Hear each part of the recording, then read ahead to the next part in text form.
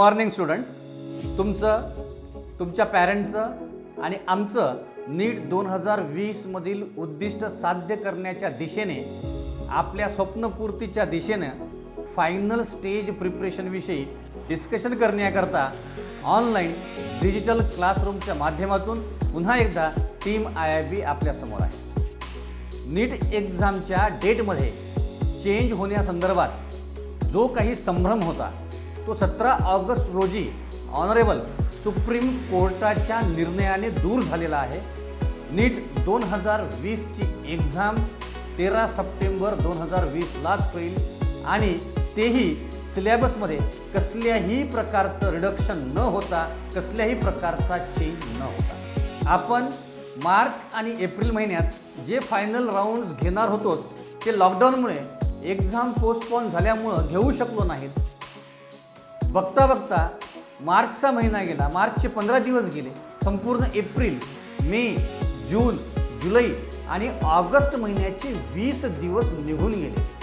जवळपास 155 दिवस झाले. विद्यार्थी मित्रांनो, तुम्हाला माहीत आहे, सीड जेव्हा जमिनीवर पडतं तेव्हा संपूर्ण समर सीझन संपेपर्यंत, ॲडव्हर्स इन्व्हायरमेंटल कंडिशन संपेपर्यंत त्याच्यामध्ये अंतर्गत संघर्ष चालू असतो अस्तित्वाकरता. त्या सीडने स्वतःचा जिवंतपणा जर पहिला पाऊस पडेपर्यंत टिकून ठेवला तरच तो स्वतःच्या अस्तित्वाची लढाई जिंकू शकतो. आपल्या सर्वांना हा 155 दिवसांचा कालावधी काहीसा असाच गेला असेल, पण टीम IIBला खात्री आहे, विश्वास आहे, तुम्ही सर्वजण जिवंत होतात, उत्साही होतात, कन्सिस्टंटली मेहनत घेत होतात. नीट प्रिपरेशन करता एक दिवस हा महत्त्वाचा असतो आणि तुम्हाला मिळालेल्या 155 दिवसांचा बोनस टाईम आणि प्रिपरेशन करता परफेक्ट आयसोलेशन या दोन्ही संधीचा पुरेपूर फायदा घेत स्टेज 1, स्टेज 2 मध्ये युनिट वाईज एक्झामचे 2 राऊंड आपण घेतले. स्टेज 3 मध्ये QR कोड आणि लॅब मॅन्युअलमधील सप्लिमेंटरी नोट्सविषयी व्हिडिओ लेक्चर्स बघितलात. त्यावर 2-2 टॉपिकवर आपण एक्झाम घेतले आणि दर रविवारी सगळ्या टॉपिकवर आपण जम्बो एक्झाम घेतली. कोविडच्या या नैसर्गिक आपत्तीलाही आपण संधीमध्ये रूपांतर करून सिलेबसवर आपली पकड मजबूत केली, यावर आमचा पूर्ण विश्वास आहे. यापुढे पण उरलेल्या 23-24 दिवसांमध्ये मनामध्ये इतर कुठलाही विचार न करता, कारण तुम्हाला माहीत आहे, मोर ॲनालिसिस देन पॅरालिसिस. आता फक्त एकच विचार, एकच टार्गेट आणि ते म्हणजे 13 सप्टेंबर 2020. फायनल राऊंड्स 21 ऑगस्टपासून सुरू होतील. 21 ऑगस्टपासून रोज 1 याप्रमाणे आम्ही फायनल राऊंड्स घेऊ आणि टोटल 20 राऊंड्स 9 सप्टेंबरपर्यंत घेण्यात येतील. विद्यार्थी मित्रांनो, 21 ऑगस्ट 2020 पासून आपण हे राऊंड घेणार आहोत. याआधी 3 राऊंड आपण घेतले होते, म्हणून 21 ऑगस्ट 2020 रोजी फायनल राऊंड चौथा असेल, तो फक्त NCERT बेस्ड असेल. त्यानंतर फायनल राऊंड 5वा जो आहे तो आम्ही PCB कंबाईन घेणार आहोत. त्यानंतर 6वा जो राऊंड आहे तो ओन्ली बायोचा असेल आणि फक्त NCERT बेस्ड असेल. फायनल राऊंड 7वा जो आहे तो फक्त एक्स्ट्रा पॉईंटवर असेल, म्हणजे NCERTमध्ये जे काही कंटेंट आहे त्याच्या व्यतिरिक्त तुम्हाला वर्गात जे टीचरनं शिकवलेलं आहे त्या एक्स्ट्रा ॲडिशनल पॉईंट्सवरही आम्ही राऊंड घेणार आहोत. फायनल राऊंड 8वा जो आहे तो NTAचे आत्तापर्यंत जेवढे काही राऊंड झाले त्या NTAच्या राऊंड्समधून काही निवडक प्रश्न आम्ही काढून त्याच्यावर एक ओनली बायोचा फायनल राऊंड घेणार आहोत. यामागचा आमचा उद्देश असा आहे की परत एकदा या निमित्तानं तुम्हाला परत NTAचे सगळे क्वेश्चन पेपर तुमच्या नजरेखालून जावेत. फायनल राऊंड 9वा हा PCBचा असेल. परत फायनल राऊंड 10वा जो आहे तो ओन्ली बायोचा असेल.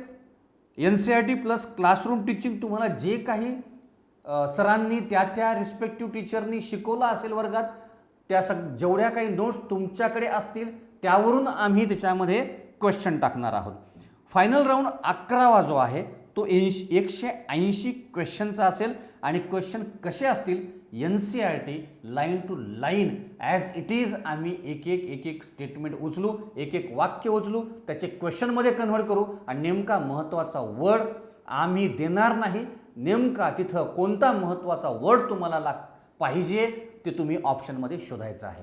यामागचा आमचा उद्देश असा आहे की ह्या निमित्तानं परत एकदा NCERTचं फायनल रीडिंग तुमचं व्हावं. फायनल राऊंड 12वा जो आहे तो आम्ही परत PCB घेणार आहोत. फायनल राऊंड 13वा जो आहे तो ओन्ली NCERTवर असेल. फायनल राऊंड 14वा NCERT plus classroom teaching. Final round 15 परत आम्ही PCB घेणार आहोत, बायोलॉजीसोबत फिजिक्स आणि केमिस्ट्री पण घेणार आहोत. फायनल राऊंड 16वा जो असेल तो एक्झाम ऑन प्रिव्हियस पेपर्स. रिपीटर्सचे विद्यार्थी असतील तर इथं रिपीटरच्या बॅचमध्ये ॲडमिशन घेतल्यापासून आम्ही जेवढ्या काही तुम्हाला एक्झाम घेतल्या त्या सर्व क्वेश्चन पेपर तुम्ही परत एकदा वाचायचेत. ह्या राऊंडमध्ये जे काही क्वेश्चन असतील त्या प्रिव्हियस तुम्हाला ज्या एक्झाम घेतलेल्या आहेत त्यामधून असतील. जे 12वीचे विद्यार्थी आहेत, फ्रेश स्टुडंट्स आहेत, त्यांनी 11वीला ॲडमिशन घेतल्यापासून किंवा 12वीला काही जण आले असतील, जेव्हा तुम्ही IIBमध्ये ॲडमिशन घेतलात तेव्हापासून तुम्हाला जेवढ्या एक्झाम आम्ही घेतलेल्या आहेत त्या सर्व एक्झामिनेशनचे क्वेश्चन पेपर्स एकदा वाचून घ्यायचं आहे. त्यामधूनच आम्ही क्वेश्चन या राऊंडमध्ये टाकणार आहोत. फायनल राऊंड 17वा जो आहे तो परत NCERT plus classroom teaching. Final round 18वा परत आम्ही NTA क्वेश्चन पेपरवर घेतोय. NTA जेवढे काही क्वेश्चन पेपर होतील त्यामध्ये निवडक क्वेश्चन आम्ही टाकू, त्यापासून या राऊंडमध्ये 90 क्वेश्चन आम्ही बनवणार आहोत. फायनल राऊंड 19 आणि 20 हे PCB घेऊ. फायनल राऊंड 21 पण PCB असेल, पण त्या फिजिक्स केमिस्ट्रीसोबत जे काही बायोलॉजी असेल ते फक्त NCERTमध्ये असेल. आणि आपले शेवटचे जे 2 राऊंड आहेत, फायनल राऊंड 22 आणि फायनल राऊंड 23 हे NCERT प्लस तुम्हाला जे काही रिस्पेक्टिव्ह टीचरनं शिकवलेलं आहे त्यावर असेल. विद्यार्थी मित्रांनो, माझं तुम्हाला एक सजेशन असं राहील की होणारी एक्झाम जी आहे ती ऑफलाईन आहे, म्हणून तुमची प्रॅक्टिस शेवटच्या या टप्प्यामध्ये व्हावी म्हणून जे काही क्वेश्चन पेपर आम्ही PDF त्याचं अपलोड करू ते तुम्ही डाउनलोड करून घ्या. शक्य असेल तर प्रिंट काढा. आम्ही तुम्हाला OMR शीटची एक फोटोकॉपीसुद्धा शेअर केलेली आहे, त्याची प्रिंट काढून घ्या, त्याच्या झेरॉक्स कॉपीज काढा आणि त्यावर एक्झाम द्या. हे सर्व राऊंड देत असताना आपण नीटची फायनल एक्झाम देत आहोत असं समजून सिरियसली या सर्व एक्झाम द्या. एक्झामचा हा जो टाईम ड्युरेशन आहे त्यामध्ये स्वतःचं कॉन्सन्ट्रेशन मेंटेन ठेवायचे. पेपर सॉल्व करताना तुमची चूक फक्त तुमचीच असेल, तुमचा पराजय हा फक्त तुमचाच असेल, नंतर कोणालाही दोष देण्यामध्ये फायदा नाही. विजयी तोच होतो ज्याचं सायकोलॉजिकल सेटअप स्थिर आहे, ज्याचा स्वतःवर कंट्रोल आहे, ज्याचा स्वतःच्या मेंदूवर आणि स्वतःच्या कार्यक्षमतेवर पूर्ण विश्वास आहे. माझ्यासोबतच सर्व टीम IIB तुमच्यासोबत या 23-24 दिवसामध्ये फायनल स्टेज प्रिपरेशन जे आहे हे कसं करायला पाहिजे आणि हे व्यवस्थित शेवटच्या स्टेजमध्ये आपला अभ्यास झालेला आहे. सर्व व्यवस्थित सर्वांनी मन लावून दिवसरात्र एक करून तुम्हाला शिकवलेलं आहे. आपण काहीही शिल्लक ठेवलेलं नाही. पण शेवटी या सर्व आमच्या IIB टीमचे जे अनुभवाचे बोल आहेत, तो अनुभव, तो एक्सपिरियन्स तुमच्यासोबत ही आमची टीम शेअर करणार आहे. नमस्कार विद्यार्थी मित्रांनो, तुम्ही IIBचे जम्बो एक्झाम असतील किंवा राऊंड असतील, त्यासोबत लॉकडाऊन झाल्यानंतर NTAनं जे प्रॅक्टिस पेपर घेतलेले आहेत ते तुम्ही दिलेलं असाल. तुमच्या असं लक्षात आलेलं असेल की IIBनं जे काही जम्बो एक्झाम घेतले किंवा राऊंड घेतलेले असतील याचा जो दर्जा आहे NTA पेपरसारखाच आहे किंवा त्याहून IIBचे जे पेपर्स आहेत हे सुद्धा तुम्हाला हार्ड असे वाटत असतील. तुम्ही जर असं पाहिलं असेल की NTAच्या पेपरमध्ये जे काही क्वेश्चन्स आहेत हे क्वेश्चन्स IIBच्या क्वेश्चन पेपरमध्ये जे काही राऊंड असतील किंवा जम्बो एक्झाम असतील त्या जम्बो एक्झाममध्ये सुद्धा आलेले होते. किंवा काही जे पेपर्स तुम्ही पाहिले NTAचं तर त्याच्यामध्ये काही क्वेश्चन्स आहेत, हे क्वेश्चन्स हे थोडे वेगळे असे तुम्हाला वाटलेत. वेगळे म्हणण्यापेक्षा तुम्हाला आउट ऑफ सिलेबस असं वाटत असतील तर त्याच्यासाठी सुद्धा आपण काय केलेले, जे काही येणारे राऊंड आहेत ह्या राऊंडमध्ये सुद्धा NTAच्या जे काही पेपर्स आहेत यावर आधारित आपण राऊंडमध्ये हे क्वेश्चन आपण टाकलेले आहेत. ओके, त्याचासुद्धा तुम्हाला चांगल्या प्रकारे अभ्यास होईल. त्यानंतर आपल्यापैकी बऱ्याच जणांना NTA पेपर दिलेले नाही, तर तुम्हाला घाबरण्याचं कारण नाही. IIBच्या टीमनं आतापर्यंत जेवढे पेपर झालेले आहेत, आज रोजी तुमचे 90 पेपर 89 to 90 पेपर्स तुमचे होत आहेत आणि या सर्व पेपरचं डिस्कशनचे व्हिडिओ तुम्हाला आतापर्यंत आलेले आहेत किंवा राहिलेले जे क्वेश्चन्स आहेत हे तुम्हाला पुढे मिळून जातील. तर या क्वेश्चनचा तुम्ही चांगल्या प्रकारे अभ्यास करा, कारण फायनलचं जे काही NTA जो फायनलचा आपल्या नीटचा जो पेपर आहे ही NTA काढणार आहे. त्याच्यामुळं आपल्याला NTAचे जे प्रॅक्टिस पेपर आहेत हे अतिशय महत्त्वाचे आहेत. त्याच्यामुळं NTA पेपरचे जे डिस्कशन आहे तुम्ही चांगल्या प्रकारे व्यवस्थितपणे त्याचा अभ्यास करावा. ओके, तर ह्या गोष्टीकडे तुम्ही पुरेपूर तुम्ही लक्ष द्या. Okay, thank you. हेलो स्टूडेंट, तो बेटा मैं यहाँ पे इसलिए आया हूँ कि NCERT, बहुत सारे बीच में बच्चों के मुझे फ़ोन भी आ रहे थे कि सर ओनली NCERT अगर मैं पढ़ूँ या पढ़ूँगी तो क्या मेरा स्कोर बायो में 320 330 प्लस हो सकता है. तो हमेशा की तरह मैं यहाँ पे यही कहूँगा, बेटा NCERT पढ़ना है, लेकिन NCERT पढ़ना है इसका मतलब क्या है. हर बार मैं ये कहते आया हूँ NCERT पढ़ना है, इसका मतलब आप लोगों को NCERT की किताब को समझ के पढ़ना है. और NCERT किताब को अगर आपको समझ के पढ़ना है तो डेफिनेटली IIB के टीचर ने, हर एक टीचर ने अपने अपने टॉपिक में जितना भी कंटेंट डिलीवर किया है वो सारा का सारा कंटेंट NCERT से ही बिलोंग करता है. और इसका पुख्ता सबूत ये भी है कि जितने भी अभी तक नेशनल टेस्टिंग एजेंसी ने नेशनल टेस्ट अभ्यास करके जो एप्लीकेशन है उस एप्लीकेशन के माध्यम से जितने भी क्वेश्चन पेपर उन्होंने अपलोड किए हैं, उन क्वेश्चन पेपर में कि अगर आप क्वेश्चन को देखोगे तो बिल्कुल बहुत सारे ऐसे क्वेश्चन हैं, यानी कि हर एक पेपर में से मैक्सिमम ऐसे क्वेश्चन हैं जिनमें आपको क्वेश्चन ऐसे दिखेंगे, लाइन टू लाइन NCERT तो नहीं है, लेकिन NCERT से ही most of the question 95 question जो है वो बिलोंग करते हैं NCERT से ही. NCERT पढ़ते समय आपको एक चीज का ध्यान रखना है, NCERT का खाली टेक्स्ट ही पढ़कर छोड़ना नहीं है. बेटा NCERT में दिया गया हर एक डायग्राम आपके लिए इंपॉर्टेंट है. हर एक डायग्राम में जितने भी लेबलिंग किए गए हैं उन लेबलिंग को भी आप लोगों को अच्छी तरीके से पढ़ना है, उसके ऊपर भी आपको फोकस करना है, ध्यान देना है. सेकेंड थिंग इज दैट कि NCERT का जो एक्सरसाइज है, एक्सरसाइज में पूछे गए सिंगल लाइन क्वेश्चन हो, फिल इन द ब्लैंक्स हो, या फिर 2 लाइन 3 लाइन क्वेश्चन जो पूछे गए हैं उन क्वेश्चन को भी आप लोगों को ध्यान से पढ़ना है. कुछ हिडन ऐसी चीज़ें होती है जो हमें टेक्स्ट में नहीं मिलती लेकिन वो कहीं तो फिगर में होती है, जो हमें फिगर में टेक्स्ट में नहीं मिलती लेकिन वो हमें एक्सरसाइज में मिलती है. NCERT के अलावा भी आप लोगों को NCERT का एग्जाम्पलर जो है उस एग्जाम्पलर को भी आपको फिर से एक बार रिवाइज करना चाहिए, पढ़ना चाहिए. फिर से मैं उस चीज़ को यहाँ पे दोहरा रहा हूँ, NCERT ही पढ़ना है लेकिन NCERT को समझ के पढ़ना है. और बेटा ये यहाँ पे मैं एक चीज़ को थोड़ा दैट एम्फसाइज करूँगा,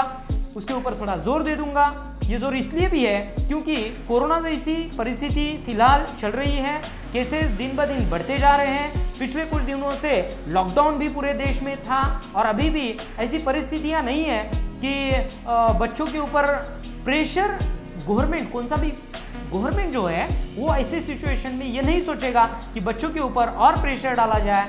इसलिए मुझे तो लगता है कि जो NTA इस बार पेपर सेटअप करेगा मोस्टली वो NCERT से ही बिलोंग करेगा. लेकिन मैं ये नहीं कह रहा हूँ कि लाइन टू लाइन NCERT पूछेगा, NCERT से ही क्वेश्चन पेपर बिलोंग हो सकता है, लेकिन आप लोगों को NCERT पढ़ना है. इसका मतलब IIB के टीचर ने जितना भी क्लासरूम में हर एक टॉपिक के बारे में मटेरियल डिलीवर किया है वो पूरा का पूरा NCERT से ही बिलोंग करता है. और वो हर एक चीज़, हर एक वर्ड, हर एक लाइन आपको पढ़नी है, समझनी है और आपके दिमाग में याद रखनी है. राइट, तो यहाँ पे बेटा इतना ही मुझे कहना है कि NCERT it is very important. ये कोर पॉइंट है हमारे इस एग्जाम के लिए और इसके ऊपर आपको बल देना है, इसके ऊपर आपको फोकस करना है. और मुझे इतना ही आपसे कहना था जो कि मैंने आपसे शेयर किया. Thank you. Hello students, good morning. बेटा आज हम 2 बातें करने वाले हैं. लोग एक तो आप अक्सर ये बोलते रहते हो कि जेनेटिक्स में आपको अक्सर सॉल्व करते समय क्वेश्चंस प्रॉब्लम होती रहती है. और दूसरा हम इस बात पे डिस्कशन करेंगे कि जो आप टेस्ट दे रहे हो आजकल, ठीक है, एग्ज़ाम की तैयारी के लिए, वो टेस्ट आपको कैसे हैंडल करना है. राइट बेटा, तो चलो हम बात करते हैं पहले जेनेटिक्स के क्वेश्चंस आपको क्या करना है ताकि आप जेनेटिक्स की ठीक से तैयारी कर पाओ. लुक बेटा, एक तो हमने आपको सारे तरीके बताए हैं किस तरह से क्वेश्चंस वगैरह सॉल्व करना है। फिर भी ध्यान रखो बेटा, अभी तक जितने भी आपने जेनेटिक्स के हमने टेस्ट लिए हैं, क्लास में हमने जो प्रैक्टिस कराया है, एनटीए में जो क्वेश्चंस जेनेटिक्स के आ रहे हैं, जहाँ जहाँ पर भी आपको जेनेटिक्स से रिलेटेड क्वेश्चंस आपने देखा है जिसमें आपको प्रॉब्लम है, तो आप उसे जो है एक जगह कलेक्ट करिए और उसे फिर से सॉल्व करिए।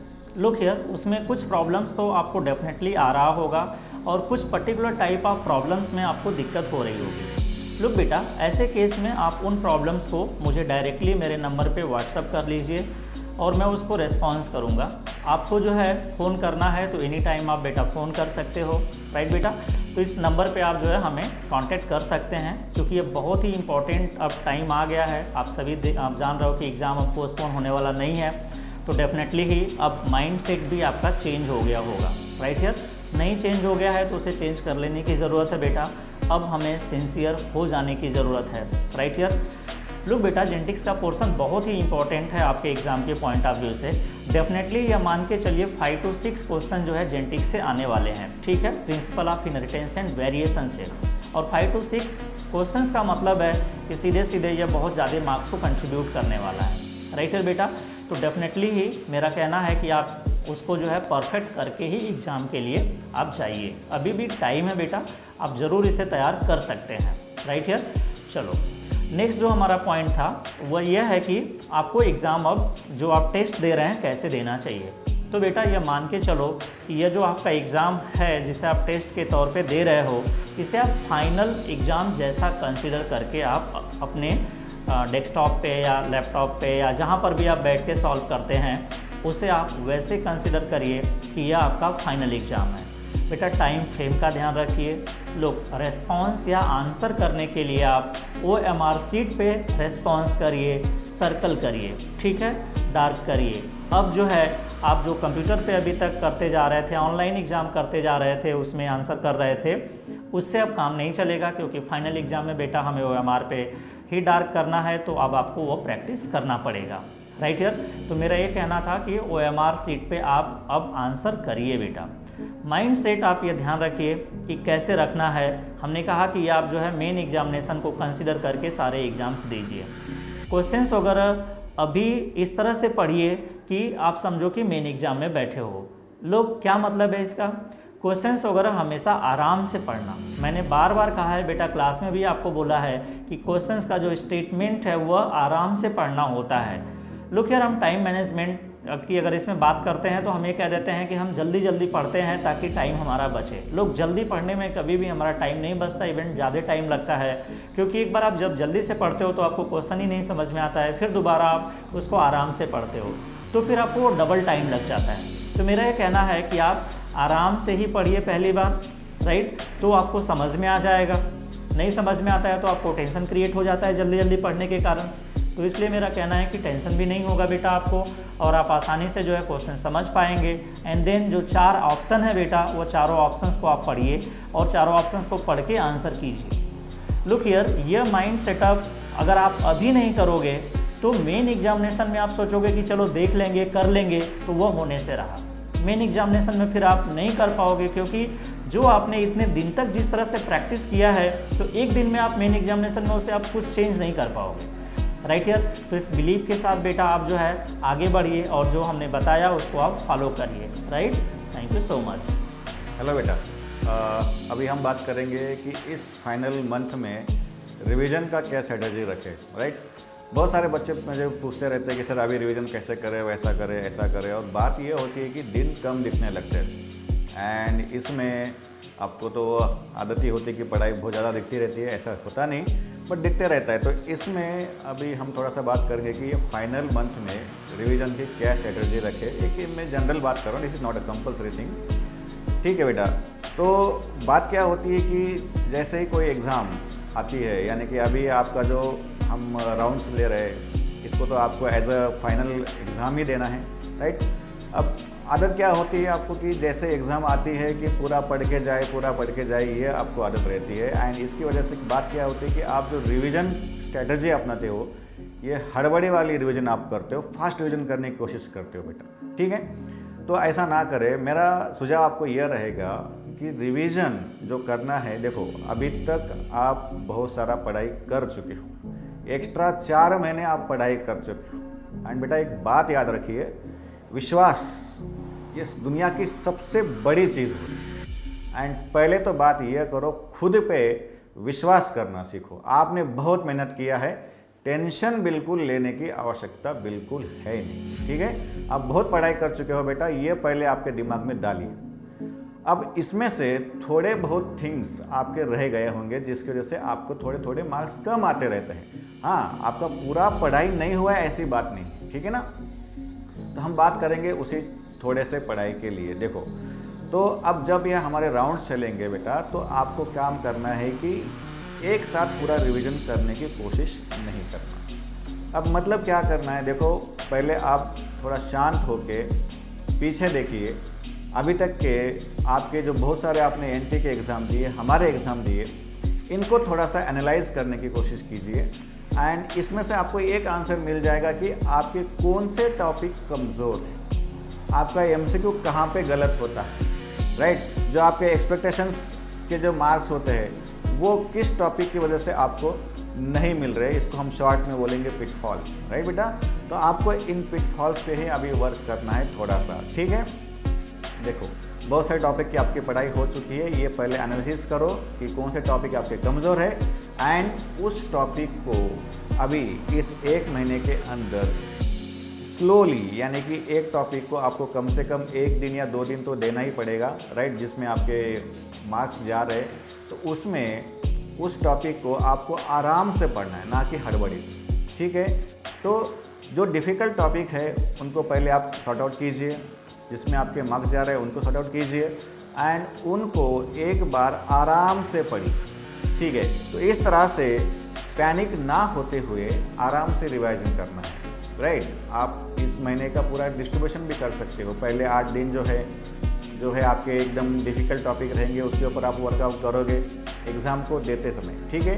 एंड उसके साथ साथ आसान टॉपिक भी आप एक आधा रिवाइज कर सकते हो।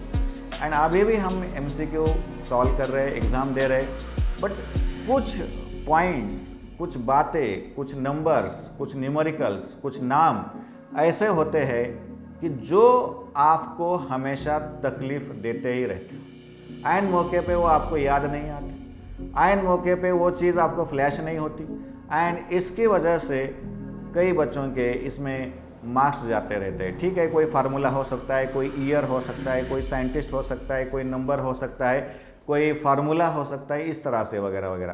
तो यह भी आपको एनालिसिस करना है कि आपके मार्क्स कहाँ पे जा रहे, को ऐसा कौन सा पॉइंट है जो आपको बार बार पढ़ के भी, इतना रिवीजन करके भी आपको वो कॉन्फिडेंस नहीं दे रहा है, ठीक है ना बेटा। तो इसको भी कोई डरने की ज़रूरत नहीं है। इसके लिए हम आपको टेक्निक दे रहे हैं, दैट इज़ माइक्रो नोटिंग। अब माइक्रो नोटिंग मतलब क्या होता है बेटा? तो बेटा माइक्रो नोटिंग यानी कि आपको एक पॉकेट साइज नोटबुक लेना है, छोटी सी, मतलब उसका बाइंडिंग लेकिन हार्ड बाइंडिंग चाहिए, अच्छा बाइंडिंग चाहिए, ठीक है। ऐसा नोटबुक लेना है, एंड उस नोटबुक में आपको वही पॉइंट लिखने हैं जो अभी हमने डिस्कस किए, यानी कि कोई फार्मूला, कोई न्यूमेरिकल, कोई ईयर जो आपको हमेशा तकलीफ देता है, याद नहीं आता, कंफ्यूज करता है, राइट। तो ऐसे पॉइंट जो आपको कंफ्यूज करते हैं, याद नहीं आते, उसमें उस नोटबुक में लिखना है। हार्डली आपको पर टॉपिक 1 या 2 या मैक्सिमम 3 पॉइंट मिलेंगे, उससे ज़्यादा नहीं मिलने वाले बेटा, ठीक है, राइट। तो ऐसे ही पॉइंट आपको उस नोटबुक में नोटिंग करते रहना है डेली, जैसे जैसे आप एडवांस करते जाओगे इस 1 महीने के स्टडीज़ में, रिवीजन में। तो ऐसे माइक्रो पॉइंट्स इस माइक्रो नोटबुक में आपको लिखना है, जिसको हम बोलते हैं माइक्रो नोटिंग। वो छीनने वाले पॉइंट्स है। तो इस नोटबुक को आपको डेली 2 बार यूज़ करना है, 2 बार उसको रीड करना है। कब? देखो बेटा, इसको पहली बार आपको रीड करना है सुबह ब्रश करते समय, राइट। अब हम सुबह ब्रश करते हैं, आप सभी एक ही हाथ से ब्रश करते हो, तो दूसरा हाथ खाली रहता है बेटा, तो दूसरे हाथ में आपके वो नोटबुक चाहिए ब्रश करते समय। एंड इस पॉइंट्स को, इसमें इतने कम पॉइंट्स है, हार्डली आपको इस नोटबुक को पढ़ने के लिए 5 या बहुत हो गया 10 मिनट ही लगने वाले, उससे ज़्यादा 1 मिनट भी आपको लगने वाला है नहीं।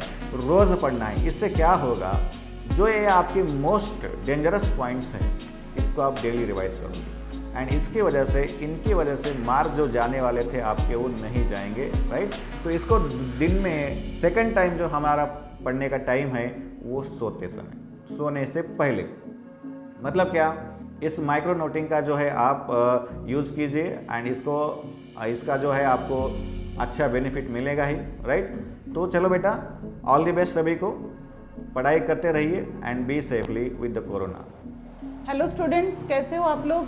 पढ़ाई बहुत ही अच्छा चल रहा होगा, क्योंकि लास्टली आपको जो एक बात सुनना था वो आपके नज़र तक और कान तक आ चुका है, दैट इज़ कि आपके एग्ज़ाम हो रहा है।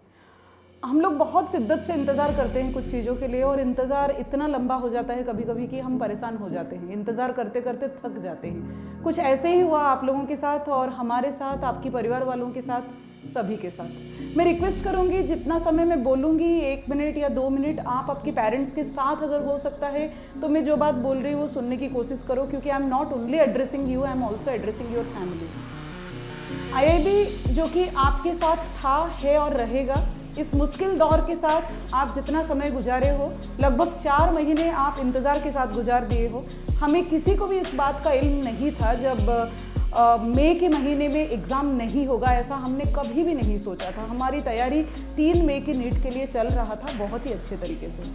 आगे फिर से जुलाई और आगे फिर से सितंबर और आगे फिर से सितंबर का भी पिटिशन हमें परेशान करता रहा, और इन 4 से 4.5 महीनों की जो इंतज़ार का सफ़र था, इस सफ़र में आपके साथ हम थे और आपका परिवार था।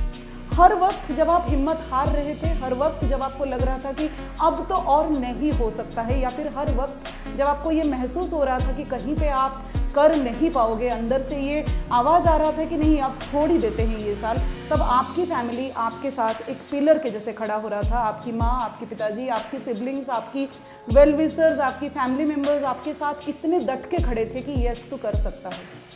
ये भरोसा बहुत बड़ी चीज़ रहती है बेटा, कि हम खुद पे बिलीव करते हैं कि हाँ हम कर सकते हैं। हमारे सभी स्टूडेंट्स के ऊपर हमारी जो भरोसा है हम ये कायम रखते हैं और हम कायम रखेंगे, क्योंकि हम आप पे बहुत ही ज़्यादा भरोसा रखते हैं और आप भी हमारे ऊपर रखते हो, ये हमें बहुत अच्छे तरीके से मालूम है। अब करना क्या है, आगे की जो 20 या 30 दिन का समय है, 20-25 दिन हार्डली आपके हाथ में है, ये एक बहुत ही इम्पोर्टेंट और एक बहुत ही अच्छा दौर है। आप जितना बेहतर गुजारोगे, आपकी 13 सितंबर उतना बेहतर जाएगा। दिन की प्लानिंग बेटा इतना बेहतर होनी चाहिए आपकी कि वो ज़रूर उस दिन एग्जीक्यूट हो, बहुत ओवर डोसेजेस ना हो या फिर बहुत लोअर डोसेजेस ना हो। कहते हैं कि drugs in dosages are medicine, under dosages are also not approved and over dosages are always toxic. So आपके डोसेजेस में आप काम करना शुरू करो। फाइनल रिवीजन या फिर फाइनल तैयारी क्या रहता है पता है? That is nothing but mental preparedness. आप जितना यहाँ से तैयार हो, आप उतना दिल से तैयार हो और आप उतना बेहतर एग्जीक्यूट करते हो। और यहाँ से और दिल से तैयार होने के लिए आपको कुछ लोगों की साथ की आवश्यकता रहता है, दैट इज़ आपकी खुद की साथ की, आपकी परिवार की साथ की और हमारी साथ की आवश्यकता रहता है। और बेझिझक एक बात हमेशा दिल में रखो कि आपकी परिवार और हम हमेशा आपके साथ हैं। सिर्फ आप खुद को ये पूछो आज कि आप क्या खुद के साथ खुद हो, और अगर आप खुद के साथ खुद हो तो आपकी रिजल्ट आपकी है। आप ज़रूर इस इम्तहान में खरे उतरोगे और आपकी रिजल्ट दुनिया देखेगी ज़रूर। Success has its own definitions. हर एक बच्चे की सक्सेस मायनेफुल रहता है, हर एक बच्चे की सक्सेस का एक अलग ही मायना रहता है। बिल्कुल कंपैरिजन बंद कर दो, बिल्कुल ये सोचना बंद कर दो कि ये साल मेरा है या नहीं है। हर एक साल आपका ही है और ये साल आपका ज़रूर है। 2020 आपकी ज़िंदगी में सारे सक्सेस लेके आए, हम दिल से दुआ करते हैं। आपको आज बहुत सारे गाइडेंस मिल चुका है। हर एक IIB के फैकल्टी ने आपको अपने तरीके से ये समझाने की कोशिश किया है कि ये एग्ज़ाम में आप कितने खरे और कितना बेहतर उतर सकते हो। मैं सिर्फ एक ही बात कहूँगी कि इस एग्ज़ाम के दरमियान आपकी घर की माहौल अच्छा रहना चाहिए, आपके घर की पढ़ाई का एटमॉस्फेयर अच्छा रहना चाहिए। जब आप पढ़ाई कर रहे हो, आपके साथ आपकी परिवार पढ़े, ये तो मैं नहीं चाहती हूँ, लेकिन आपके साथ आपकी परिवार मेंटली रहे, ये मैं चाहती हूँ। इस दरमियान माँ और पिताजी जो इस बच्चे के हैं, जो भी आज अपीयर कर रहा है, आपको ये समझ के लेना पड़ेगा कि बच्चा सिर्फ खुद के लिए एग्ज़ाम नहीं दे रहा है, ये घर के लिए एग्ज़ाम दे रहा है। बच्चा हमारे लिए एग्ज़ाम दे रहा है, बच्चा सिर्फ खुद के लिए एग्ज़ाम नहीं दे रहा है। उसकी सक्सेस हम लोग सभी शेयर करने वाले हैं, तो फिर इसकी इस मुश्किल घड़ी में क्यों ना हम उसके साथ रहें। आप लोगों ने बहुत ज़्यादा साथ दिया है, बहुत बेहतर साथ दिया है, और उम्मीद करती हूँ कि आगे इसी तरीके से उसके साथ 13 सितंबर, जब तक वो एग्जामिनेशन हॉल में जाके बैठ नहीं जाता है तब तक हमारी जो मेंटल, इमोशनल, स्पिरिचुअल सपोर्ट की आवश्यकता रहता है वो उसके साथ रहे। हम घर के माहौल इतना बेहतर रखें कि उसको पढ़ने का मन हो, हम उसके साथ बैठे, अगर वो रात भर जाग रहा है तो हम उसके साथ रहना चाहिए, उसको ये महसूस होना चाहिए कि अकेले नहीं पढ़ रहा हूँ, मेरे साथ कोई है। ये जो मेरे साथ कोई है, दैट मेक्स अ डिफरेंस, वो एक बहुत ही बड़ा चीज़ रहता है और यही बहुत सारे लोगों को बहुत आगे लेके जाता है। कहते हैं चैरिटी बिगिंस एट होम, और मैं कहती हूँ इस सक्सेस की शुरुआत भी आपके घर से ही हो, क्योंकि पिछले 4 महीने से बेटा आप घर पे ही पढ़ रहे हो। यहाँ माहौल आपकी शायद कुछ अलग था जब आप नांदेड़ में थे, जब आप हॉस्टल्स में थे, जब आप क्लासरूम्स के अंदर बैठ रहे थे, लेकिन आज आपकी जो रिजल्ट आएगा उसकी एक बहुत ही बड़ा हिस्सा आपकी पेरेंट्स का रहेगा, क्योंकि बेटा घर के अंदर आज वो आप लोगों को पिछले 4-4.5 महीने से झेल रहे हैं। आपके जैसे बंदों को झेल रहे 4.5 महीनों से, आपकी सारे सुविधाओं की ख्याल रख रहे, आपके साथ हमेशा हिम्मत से डट के खड़े हैं, और आपको ये सारे चीज़ें रिपे करना है बेटा 13 सितंबर के दिन। आपके ऊपर एक बहुत ही बड़ी जिम्मेदारी है, खुद की सिर्फ नहीं, खुद की परिवार की, और उससे भी बड़ी परिवार जिसको आप IIB के नाम से जानते हैं। हमारी सारे दिल के दुआएं आपके साथ है। पढ़ाई अच्छे से करो बेटा, इस दरमियान तबीयत की ख्याल रखो, मेंटल हेल्थ की ख्याल रखो, पॉजिटिव थिंकिंग करो, हो सकता है तो रोज़ थोड़ा प्राणायाम कर लो, अपनी हेल्थ को इतना बेहतर रखो कि इतना बढ़िया हो कि आपको एनर्जी अंदर से महसूस हो एग्जाम देने की। बिल्कुल किसी भी प्रकार की नेगेटिव थॉट दिमाग के अंदर मत लाओ, या फिर घर में भी जो लोग हैं उनको मैं ये ज़रूर एक गुजारिश करूंगी IIB की तरफ से कि कोई भी प्रकार का नेगेटिव डिस्कशन बच्चे के सामने ना किया जाए, क्योंकि कई बार ऐसा होता है कि हम जाने अनजाने में ऐसे कई सारी चीज़ें बच्चे के सामने बोल देते हैं जो उसको एक नेगेटिविटी की तरफ लेता है, और फिर से वही चीज़ उसकी रिजल्ट को अफेक्ट करता है। बेटा हर एक टीचर हर पल तत्पर है आपके लिए कि आप क्या पूछोगे, कैसे पूछोगे, आपके डाउट्स कैसे क्लियर होंगे, आप कितना सटीक रिजल्ट्स की तरफ जाओगे, ये सभी चीज़ें हमारा प्राइम मोटो है, और इस प्राइम मोटो को आप फुलफिल करोगे। इसी उम्मीद के साथ मेरा ये बोलना मैं ख़त्म करती हूँ। When there is a will there is a way, जहाँ चाह है बेटा वहाँ राह है, और उसी राह पे चलते हुए आप सक्सेस तक जाओ। फिर से आपको याद दिला दूँ डार्विन का वो महान लाइन जो मैं आपको क्लासरूम्स के अंदर हमेशा कहती हूँ, It is not the most strongest nor the most intelligent, but the one who is most responsive to changes। तो सक्सेस किसके पास आता है? जो सबसे स्ट्रॉन्गेस्ट है वो नहीं, या फिर जो सबसे इंटेलिजेंट है वो नहीं, बल्कि वो जो चेंजेस के साथ खुद को ढाल पाता है और एग्जैक्टली उसी तरीके से रिएक्ट कर पाता है, एक्ट कर पाता है, उसी के पास सक्सेस आता है। So all the best and आपको God bless you. Hello and welcome dear student. आज तो ऑनरेबल सुप्रीम कोर्ट ने तो बता दिया कि 13 सितंबर will be the judgement day, but बेटा ये बात याद रखो कि कोर्ट ने इतना ही बताया है कि नीट का एग्जाम 13 सितंबर को होना है, बट जो डॉक्टर बनना है वो हमें दुनिया को बताना है। बेटा आपके इस कोरोना के पीरियड में मैंने जितना भी आप लोगों से फीडबैक लिया उसमें से कुछ बातें मुझे ध्यान में आई कि आप लोगों का जो बिलीफ था वो स्ट्रांग नहीं था, आपके माइंड में क्लियरिटी नहीं थी। बहुत सारे बच्चे ये बोल रहे थे कि एग्जाम होगी नहीं होगी सर, कैसा चलेगा, हम करेंगे क्या नहीं करेंगे सर। बट अभी ये क्लियरिटी आ चुकी है कि हमारा जो एग्जाम का डे है वो फिक्स हो गया 13 सितंबर। बेटा जब इंसान का बिलीफ स्ट्रांग नहीं होता है तब उसके एक्शंस उतनी पावरफुल नहीं होती है। अगर एक्शंस उतनी पावरफुल नहीं रहेगी तो डेफिनेटली रिजल्ट भी उतना पावरफुल नहीं आता है। इस पीरियड में यही तो हो रहा था, आपके माइंड में क्लियरिटी नहीं थी, इसीलिए जो आपका बिलीफ था वो वीक था। वीक बिलीफ जो होता है वो वीक एक्शंस लेता है। अगर एक्शंस वीक होंगे तो रिजल्ट भी स्ट्रांग नहीं आता है। इसीलिए शायद आपके इंडिया के पेपर में या फिर अदर जो टेस्ट सीरीज है उसमें जो आपके रिजल्ट्स आ रहे थे वो उतने पोटेंट नहीं थे, इसीलिए आप फिर से लो फील कर रहे थे। फिर से लो फील करना यानी फिर से विश्वास में कमी आना। विश्वास कम होता है तो फिर से एक्शन कम हो जाती है बेटा। बट अभी यहाँ से आपको ये मान के चलना है कि किसी भी हालत में मुझे जो 13 सितंबर को जो एग्जाम होगी उसे किसी भी हालत में क्रैक करके आना है, मेरी जीत को मुझे हासिल करके खींच के लेके आना है। ये अगर मान के चलोगे तभी जाके बेटा आपके एक्शन स्ट्रांग होंगे, and strong actions can only lead to the strong result, यानी कि हमारा सक्सेस। जो 13 सितंबर को हमारा एग्जाम होने वाला है बेटा, उस एग्जाम तक याद रखो बेटा कि हमने पिछले 2 साल से मेहनत की है। ये 2 साल की मेहनत को हमें किसी भी हालत में ज़ाया नहीं होने देना है। अगर ये जो बचे कुछ दिन 26 दिनों अपने हाथ में है, इसको अगर हमने ठीक से यूज़ नहीं किया बेटा तो हमें सक्सेस नहीं मिलेगा। बेटा हमारे सपने बहुत बड़े हैं, किसी भी हालत में उसे जीत के लेके आना है। याद रखो बेटा, छोटे सपनों से इंसान कभी बड़ा नहीं होता और टूटे मन से जंग में कभी कोई खड़ा नहीं होता। सर मान लिया कि हमें 26 दिनों में अभी MBBS बन के दिखाना है, तो ये 26 दिनों का हम यूज कैसे करें, ये आपके मन में ज़रूर सवाल आता होगा। बेटा मेरा जितना परसेप्शन है, मैंने जब आपके एज में जो किया था वो अगर देखा जाए तो बेटा जितने ही जैसे ही एग्ज़ाम के 30 दिन बाकी थे, उन 30 दिनों में मैंने एडिशनल इधर उधर का कंटेंट वगैरह रीड करना, इधर उधर की बातों पे ध्यान देना सब कुछ छोड़ दिया था। वैसा ही आपको यहाँ पे करना ज़रूरी है, ऐसा मेरा परसेप्शन है। जो इतने 26 दिन बने हैं, जो इतने 26 दिन बचे हैं, उन 26 दिनों में से कम 7 दिन तो आप अदर टचअप को, फाइनल रिवीजन को दे देने वाले हो, यानी कि बचे बेटा अपने पास टोटल 19 दिन। अब इन 19 दिनों में आपको अपना जो एनसीईआरटी का जो कंटेंट है उस पर ज़्यादा फोकस करना है। इसके अलावा जो क्लासेस में नोट्स दिए गए हैं, क्लास नोट्स पढ़ाए गए हैं, उस पर उतना ही फोकस करना है। एंड इन एडिशन जो आईआईबी के राउंड चल रहे हैं उन पे फोकस करना है। अगर आपने बहुत सारा कंटेंट पढ़ना है ऐसा डिसाइड कर लिया और टाइम कम है तो उस कम समय में उतना सारा पढ़ के नहीं होगा।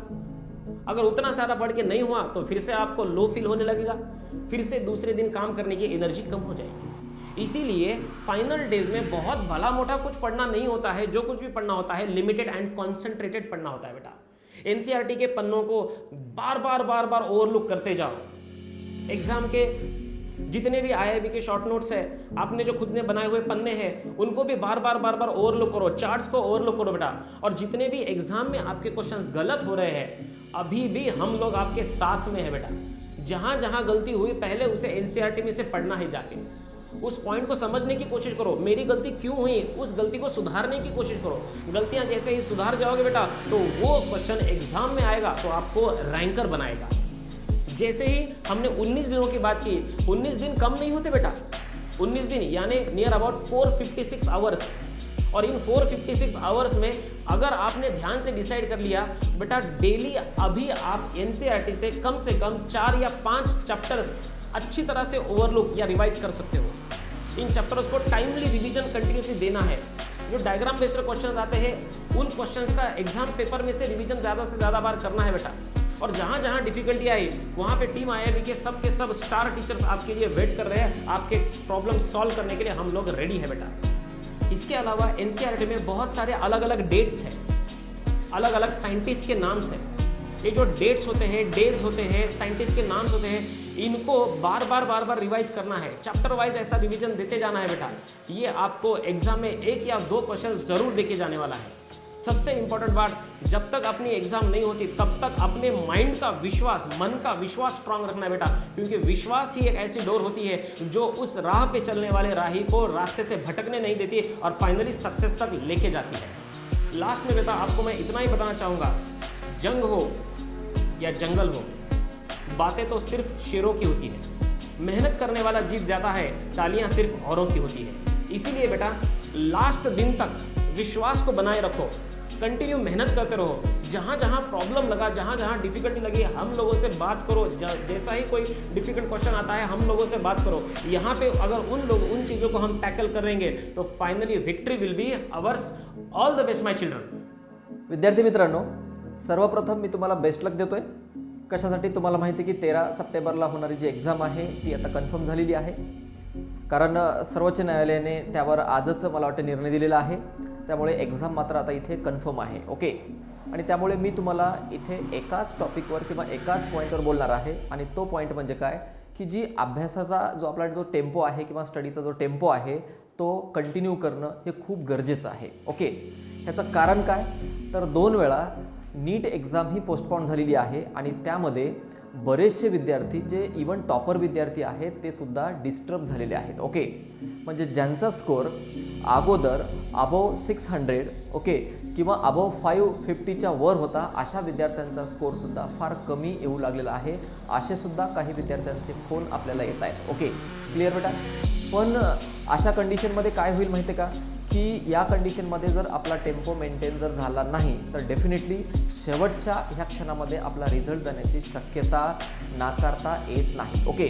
आणि त्यामुळे मी सांगेल बेटा की आतापर्यंत किंवा ह्या मागच्या 2 वर्षामध्ये तुम्ही कंटिन्युटी मेंटेन केलेली आहे, खूप जास्त मेहनत केलेली आहे, तर थोडीशी अजून तुम्हाला मेहनत करण्याची गरज आहे, ओके। म्हणजे हाताशी आलेला आपला जो रिझल्ट आहे तो रिझल्ट बेटा जाणार नाही, ओके। आम्हाला सगळ्यांना मान्य आहे की अशा कंडिशनमध्ये, कारण जरी इथे आम्ही सांगत असेल तर हे सगळं सोपं आहे, म्हणजे स्टडी करणं तेवढंच डिफिकल्ट आहे, क्लिअर, कारण ती कंटिन्युटी मेंटेन करणं खरंच डिफिकल्ट आहे या दशेमध्ये किंवा ह्या विद्यार्थी कंडिशनमध्ये. ओके, पण बेटा आपण एकटेच नाही आहेत की ज्यांना हा प्रॉब्लेम आहे. ओके, मी तर या पॉईंट ऑफ व्ह्यूनी तुम्हाला सांगतोय आणि प्रत्येकाचे तुमचे जे फोन मला येत आहेत त्या कंडिशनमध्ये तुम्हाला सांगतोय की बेटा हा जो लॉकडाऊनचा जो टाईम इंटरवल आहे त्याला आपण पॉझिटिव्हली घेऊयात.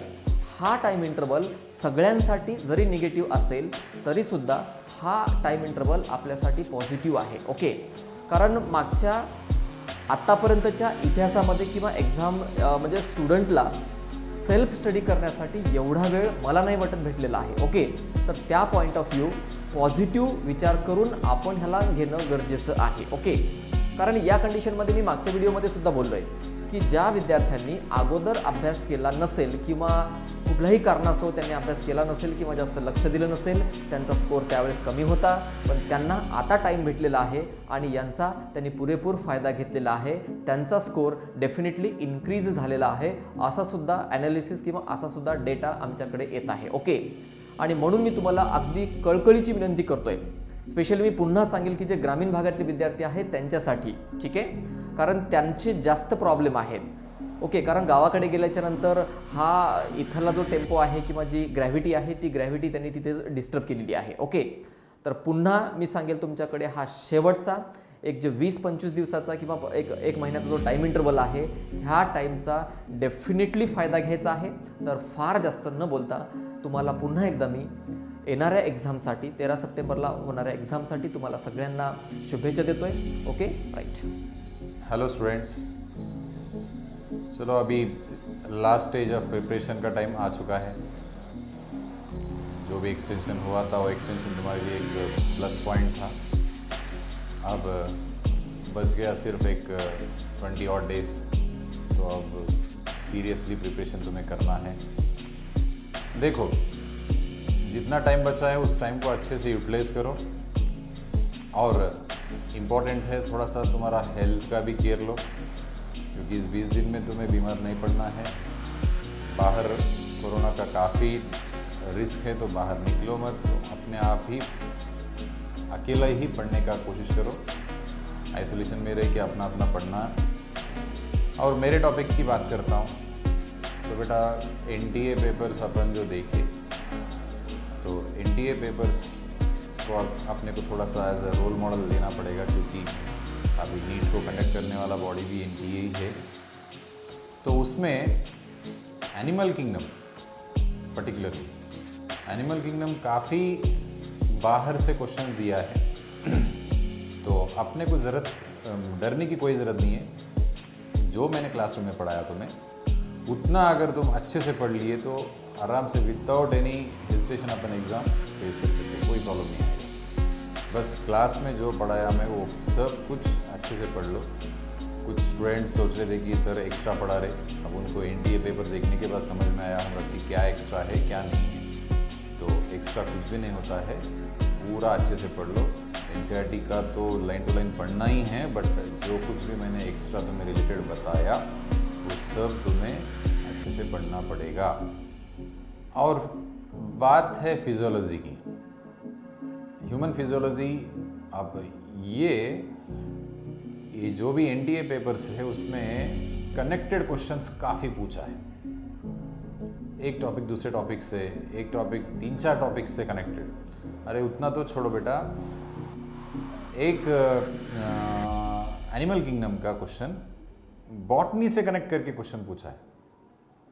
तो इन कनेक्ट करके क्वेश्चंस कैसे पूछते हैं, इसमें एक बेस्ट एग्जांपल है. मैं तुम्हें आगे तुम्हारे राउंड्स में वो क्वेश्चन डालूंगा. तो कनेक्टेड क्वेश्चंस काफ़ी आएंगे, तो उसी हिसाब से मैंने तुम्हें पढ़ाया भी, और तुम्हें वापस उसको रिकलेक्ट भी उसी तरीके से करना है. डाइजेशन की बात करेंगे तो डाइजेशन में तुम्हें कहीं पे कुछ प्रॉब्लम नहीं आ सकता. वहाँ पे डाइजेशन के अंदर जो भी केमिकल डाइजेशन प्रोसेस है वो अच्छे से देख लो. और हार्मोन्स का डाइजेशन में जो भी अपन 10 हार्मोन्स पढ़े, वो हार्मोन्स एक दूसरे के ऊपर कैसे डिपेंड है वो थोड़ा सा अच्छे से पढ़ लो.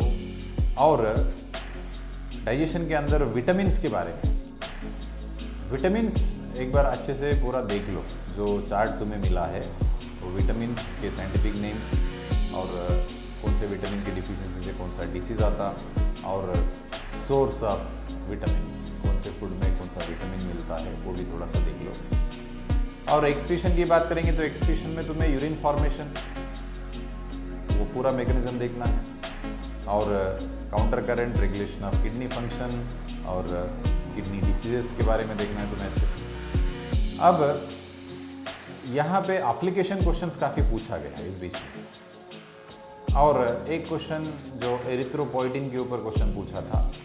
एरिथ्रोपोइटिन मैंने तुम्हें क्लास में बोला था कि एक्स्ट्रा ग्लोमेरुलर सेल्स ही एरिथ्रोपोइटिन फॉर्म करते हैं, तो उसमें कोई गलती नहीं है। बट एक क्वेश्चन पूछा था, उसमें ऑप्शन में क्या दिया कि डिफरेंट अपने को जे सेल्स के अलावा कुछ सेल्स के नाम दिया था, वो नेट लेवल का क्वेश्चन है, तो थोड़ा तुम्हें उसके बारे में डरने की कोई ज़रूरत नहीं है। इंटरस्टिशियल सेल्स के बारे में कुछ तो दिया था, तो डरो मत, जो तुम्हें क्लासरूम में पढ़ाया वो 100% अपन पढ़ चुके, और जो कुछ भी एक्स्ट्रा तुम्हें है तो वो तो हम तुम्हें अपडेट करते रहेंगे, तो उसके बारे में फिक्र मत करो।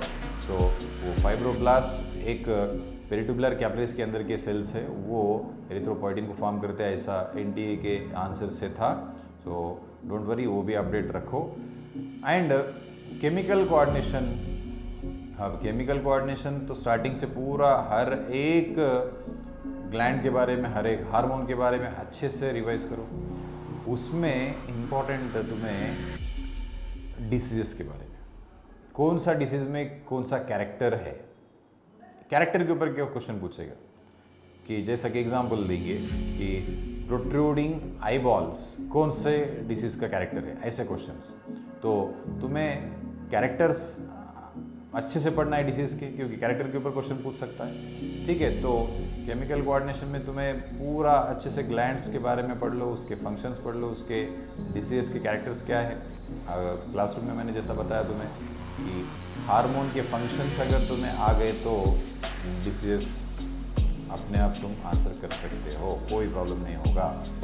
राइट बेटा, तो तुम्हारा टाइम वेस्ट नहीं करूँगा मैं। ओके बेटा, ऑल द बेस्ट। तो अच्छे से एक्झाम लिखना आहे तुम्हें प्रिपेअर करके। ओके बेटा, चलो बेस्ट ऑफ लक। नमस्कार बाळांनो, पुन्हा एकदा आपण भेटतोय। भेटण्याचं कारणही तसं आहे। आता बघा, सगळ्या ज्या IIBच्या फॅकल्टीने आहे तुम्हाला खूप छान मार्गदर्शन केलेलं आहे, त्याच्यामुळे मी काही जास्त बोलणार नाही। आपली जी NTA किंवा नीटची जी तारीख आहे फायनल झालेली आहे, बरोबर, तुमच्यापर्यंत माहिती आलेली असेल। आता यामध्ये बघा आपली तारीख फिक्स झालेली आहे। आता आपल्या लक्षात आलं की आपल्याला किती पळायचं, किती वेळेमध्ये पळायचं।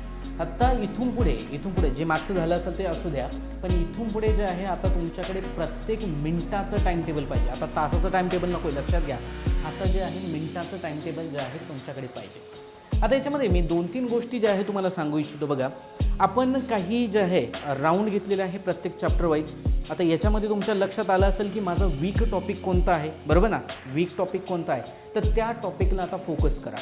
जे वीक टॉपिक्स वाटत आहे तुम्हाला त्यांना जे आहे फोकस करा। दुसरा, याच्यामध्ये NCERTचे क्वेश्चन तुमचे चुकता कामा नाही। NCERTचे क्वेश्चन ॲडिशनल असतील, खूप सारे पार्ट असेल, बाहेरचा पार्ट असेल, त्यामध्ये आपण समजू शकतो, पण तुमचे NCERT बेस जे क्वेश्चन आहे ते चुकता कामा नये। तिसरी महत्त्वाची गोष्ट, एक्झाम्पलर। मी यापूर्वीही सांगितलं तुम्हाला व्हिडिओमध्ये आणि आजही सांगतो, एक्झाम्पलर जे आहे अटेम्प्ट करा बाळांनो। तुम्ही NTA आता राऊंड बघितले असेल, त्याच्यामध्ये बरेचसे क्वेश्चन कॉपी अँड पेस्ट जशीच्या तशी विचारले आहे। आपली जी फायनल नीटची जी एक्झाम असते त्याच्यामध्ये हे एक्झाम्पलरमधले जसेच्या तसे क्वेश्चन असतात आणि जास्त क्वेश्चन नाही एक्झाम्पलरमध्ये। एक्झाम्पलरमध्ये तुम्ही बघितले असेल 20च्या आतमध्ये जे आहे क्वेश्चन आहे, ठीक आहे। अजून एक चौथी गोष्ट तुम्हाला सांगावं वाटते। बघा, बरेचसे मुलं काय करताय, ऑदर मटेरियल जे मिळतंय ते रेफर करताय, बाकीचं मटेरियल रेफर करू नका। जेवढं तुमचं जे आहे NCERTचं बुक आणि IIB नोट्स जे काही तुम्हाला वर्गात शिकवले आहे ते खूप सफिशियंट आहे नीटच्या दृष्टीने। त्यामुळे बाकीचं मटेरियल वापरून स्वतःला डायव्हर्ट करून घेऊ नका। तर बाळांनो, तुमच्यासाठी एक फार महत्त्वाची सूचना आहे। आपण जे आहे काही आधी राऊंड घेत होतो, ते राऊंड आपण थांबवले होते, तर ते राऊंड जे आहे 21 तारखेपासून आपण पुन्हा सुरू करत आहोत। 21 तारखेला जो आहे तुमचा जो नेक्स्ट राऊंड जो असेल तो सुरू केला जाईल। आता यामध्ये काही प्रश्नांमध्ये तुमची डिफिकल्टी असू शकता। बघा, राऊंडमध्ये जे आहे काही प्रश्नांमध्ये तुमच्या डिफिकल्टी असू शकता, काही संदिग्ध प्रश्न असू शकतात। तर अशा प्रश्नांचा जे आहे एक व्हिडिओ तयार केला जाईल. रिस्पेक्टिव्ह जी फॅकल्टी असतील त्याचा एक्सप्लेनेटरी एक व्हिडिओ जो आहे बनवला जाईल आणि तो त्याच दिवशी शार्प 5 वाजता जो आहे अपलोड केला जाईल. म्हणजे 21 तारखेची जी परीक्षा असेल त्या 21 तारखेच्या परीक्षेचा व्हिडिओ सायंकाळी 5 वाजता अपलोड केला जाईल. आता ही परीक्षा देताना याला फार गांभीर्याने घ्या. आपण ज्या प्रश्नपत्रिका तुम्हाला माहीत असेल फार स्टँडर्डाईज जे आहे सेट करतो राऊंडसाठी. तर ह्या प्रश्नपत्रिका जे प्रश्न आहेत त्याला गांभीर्य घ्या. बऱ्याचशा मुलांचं जर कधी टाईम मॅनेजमेंट होत नसेल तर ह्या सेशनमध्ये ह्या राऊंडमध्ये तुम्ही स्वतःचं टाईम मॅनेजमेंटही करायला शिका. ठीक आहे, मग लागा आता तयारीला. एक छान चॅप्टरचं टाइम टेबल बनवा. जेवढे काही चॅप्टर तुम्हाला वीक वाटत आहे त्याचं टाइम टेबल बनवा. वेळच्या वेळी जे पेपर डिस्कशनचे व्हिडिओ अपलोड केले जातात त्यांना बघत चला. अजून एक महत्त्वाची गोष्ट, जी एक्झाम तुम्ही राऊंड देत आहात असं समजा की ही आमची फायनल एक्झाम आहे. प्रत्येक राऊंडला ॲज ए फायनल एक्झाम म्हणूनच कन्सिडर करा. ठीक आहे, आता झोप कमी करा आणि लागा तयारीला. आणि अजून एक, काळजी घ्या तुमची आणि इतरांची पण. धन्यवाद.